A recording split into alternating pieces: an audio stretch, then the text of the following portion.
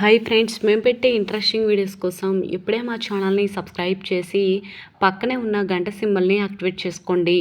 అలా చేయడం వల్ల మేము పెట్టే ప్రతి వీడియో నోటిఫికేషన్ మీ వరకు ఈజీగా వచ్చేస్తుంది.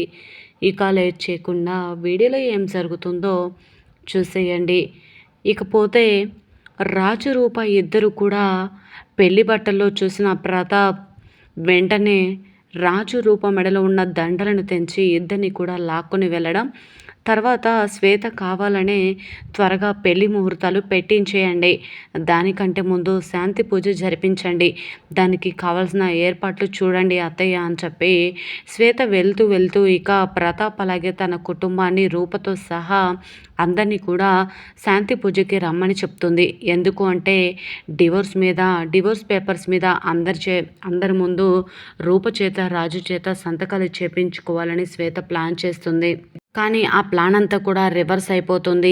చివరికి విరూపాక్షి నేరుగా వచ్చి నా కూతురి జీవితం నా కళ్ళ ముందు నాశనం అవుతుంటే నేను చూడలేను, ఎందుకు అంటే దగ్గరుండి నేను రాజుకి రూపకి ఇద్దరికి కూడా పెళ్లి జరిపించాను, వాళ్ళిద్దరూ సంతోషంగా ఉండాలని పెళ్లి జరిపించాను తప్ప ఇలా విడిపోయి కాదు అని ఈ విధంగా విరూపాక్షి అనగానే రూప అలాగే రాజు అందరూ కూడా అలానే చూస్తూ ఉంటారు.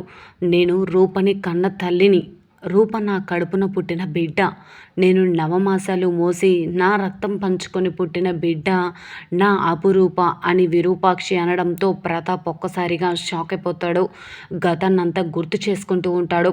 వెంటనే విరూపాక్షిని చూసి ఏంటి నువ్వు ఇంకా బ్రతికే ఉన్నావా అని అడుగుతూ ఉంటే, సూర్య నువ్వు నన్ను తప్పుగా అపార్థం చేసుకోకు సూర్య, ఎన్ని రోజులు నన్ను దూరం పెట్టి నాకు నువ్వు విధించిన శిక్ష చాలు సూర్య, నేను చెప్పేది ఒక్క నిమిషమైనా సరే విను, ప్లీజ్ సూర్య ప్లీజ్ అని చెప్పి ఎంతగానో బ్రతిమలాడుతూ ఉన్నా కూడా ప్రతాప్ మాత్రం అస్సలు చీ కొడుతూనే ఉంటాడు.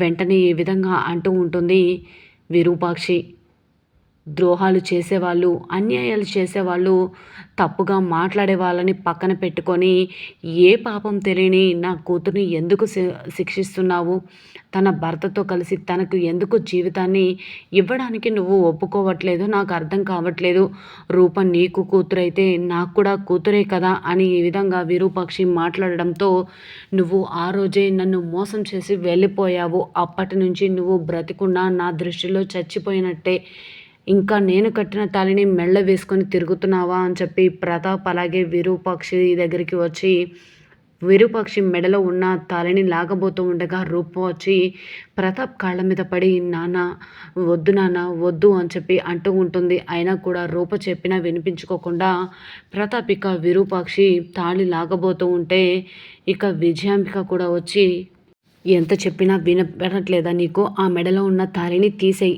నీ వల్ల నా తమ్ముడు ఎంత బాధపడ్డాడో నాకు తెలుసు, నీ వల్ల నా తమ్ముడికి ఎప్పుడూ మనశ్శాంతి లేదు, ఈ రూప చూస్తే ఇలా ఎప్పుడు రాజు రాజు అంటూ ఎప్పుడు ఏదో ఒక గొడవ చేస్తూనే ఉంది, మీ వల్ల ఈ కుటుంబానికి ఎటువంటి మనశ్శాంతి లేదు, ఈ విధంగా విజయాంబిక కూడా అంటూ ఉంటే విజయాంబిక చెంప పగలగొట్టే విరూపాక్షి ఈ విధంగా అంటూ ఉంటుంది, చీ మాట్లాడకు, ఆస్తుపాస్తుల కోసం సొంత తమ్ముడిని మరదల్ని విడదీసిన పాపం నీది, నువ్వు నన్ను ఆస్తి కోసం ఎప్పుడు కూడా ఇది చేస్తూనే ఉన్నావు, నా సూర్య అక్కవని నువ్వు చెప్పే మాటలని నమ్మాడు, కానీ భారీగా భావించి నేను చెప్పే ఒక్క మాటని ఏ రోజు కూడా పెడచెవిన పెట్టలేదు, ఎప్పుడు కూడా వినిపించుకోకుండానే ఉన్నాడు, ఇప్పుడు నా కూతురు జీవితం నా కళ్ళ ముందే నాశనం చేయడానికి సిద్ధపడ్డారు మీరందరూ, నేను అస్సలు సహించను, రూపరాజు ఇద్దరు ఎప్పుడు సంతోషంగా ఉండాలని వాళ్ళిద్దరికీ నేను పెళ్లి చేశాను అని చెప్పి ఈ విధంగా విరూపాక్షి అంటూ ఉంటే రూప ఇక అమ్మన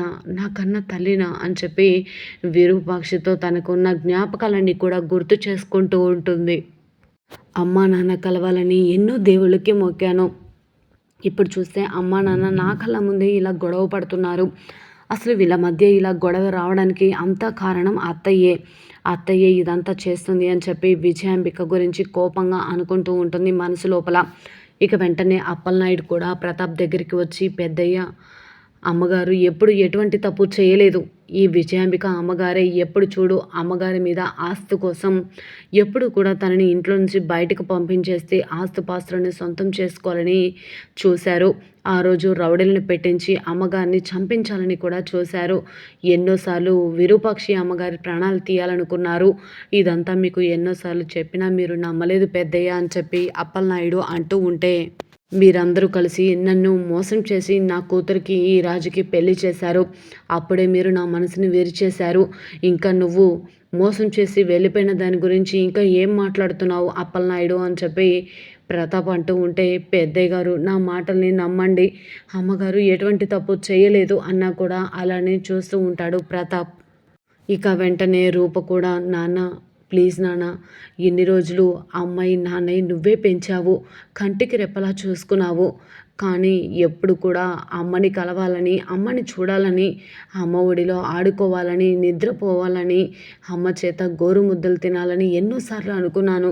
కానీ అమ్మ ప్రస్తావన తీసుకొచ్చినప్పుడల్లా ఎప్పుడు నీకు కోపం వస్తూనే ఉంది.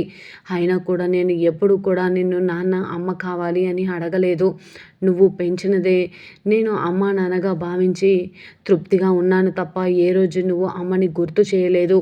అలాంటి నువ్వు ఏ తప్పు చేయని అమ్మని క్షమించకుండా ఇలా ఇబ్బంది పెట్టడం కరెక్ట్ కాదు నాన్న అని చెప్పి రూప అంటూ ఉంటే, రూప నువ్వు కూడా నాకు చెప్పే స్థాయికి ఎదిగావా అని ఈ విధంగా అంటూ ఉంటే, విరూపాక్షి అనే మాటలు అలానే ఉన్నాయి అని చెప్పి విజయాంబిక అంటూ ఉంటుంది. ఎన్నిసార్లు నువ్వు నా కూతురు జీవితాన్ని నీ కొడుక్కిచ్చి పెళ్లి చేయాలని, మందరని చంపాలని చూశారు. ఏ తప్పు చేయకుండా ఈరోజు నీ కొడుకు జైల్లో శిక్ష అనుభవిస్తున్నాడా? లేదు కదా. నా కూతురు రూప జీవితాన్ని నాశనం చేయాలని ఆ గౌతమ్ మీరు ఎన్నోసార్లు కంకణాలు కట్టుకున్నారు.